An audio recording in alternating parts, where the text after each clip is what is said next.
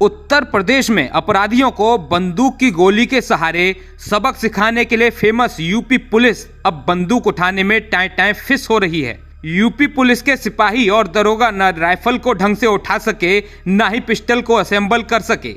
ऐसे में सवाल उठता है कि ये ऑपरेशन लंगड़ा में अपराधियों पर गोली कैसे चलाएंगे। जब अपराधी सामने से फायर करेंगे तो उसे ढेर करना तो दूर, अपनी जान कैसे बचाएंगे।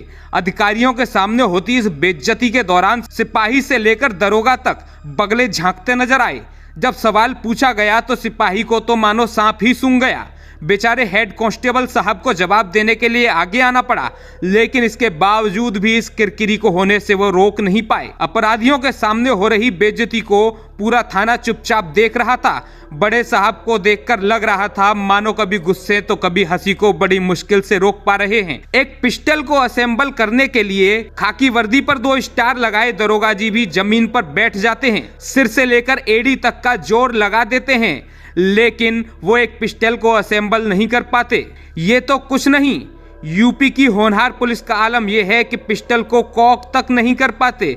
तो अब इनकी होनहारी और ट्रेनिंग पर सवाल उठना तो लाजमी है।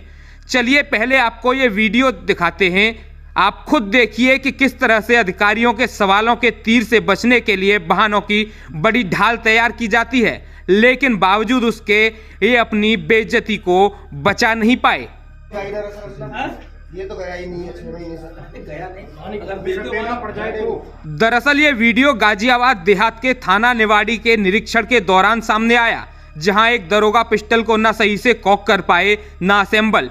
डीसीपी देहात सुरेंद्र नाथ तिवारी खुद हथियारों की जांच कर रहे थे और पूरा दृश्य कैमरे में कैद हो गया। वीडियो सामने आते ही पुलिस की ट्रेनिंग पर सवाल उठने लगे। सोशल मीडिया पर चारों तरफ किरकिरी होने लगी। लोग भर भर कर तंज, मीम और कटाक्ष करने लगे। ऐसा लगा कि मानो मीम्स की तो बाढ़ आ गई। कोई कहता है कि नए सिंघम तो शस्त्र विद्या में फेल हैं, तो कोई ट्रेनिंग पर हुए खर्च के पैसों का हिसाब मांग रहा है। हालांकि डीसीपी ग्रामीण ने सफाई दी है कि एक ही पिस्टल को 2 अलग अलग दरोगाओं से चेक कराया जा रहा था, जिस वजह से थोड़ी देरी और भ्रम हुआ। उनका कहना है कि पुलिसकर्मियों को नियमित ट्रेनिंग दी जाती है, लेकिन सवाल अब भी कायम है। जब मुठभेड़ का दौर चल रहा हो तब हथियारों पर पकड़ कितनी मजबूत है, ये सवाल चारों तरफ उठ रहा है।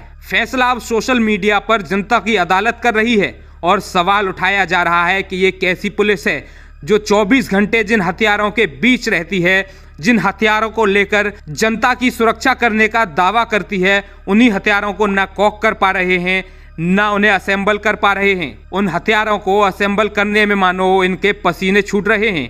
अब आपको क्या लगता है, योगी आदित्यनाथ की पुलिस अगर ऐसे ही हथियारों को संभालने में नाकामयाब रहेगी तो फिर अपराधियों को कैसे संभालेगी? आप अपनी राय कमेंट बॉक्स में जरूर लिखें, साथ ही चैनल को सब्सक्राइब करना ना भूलें।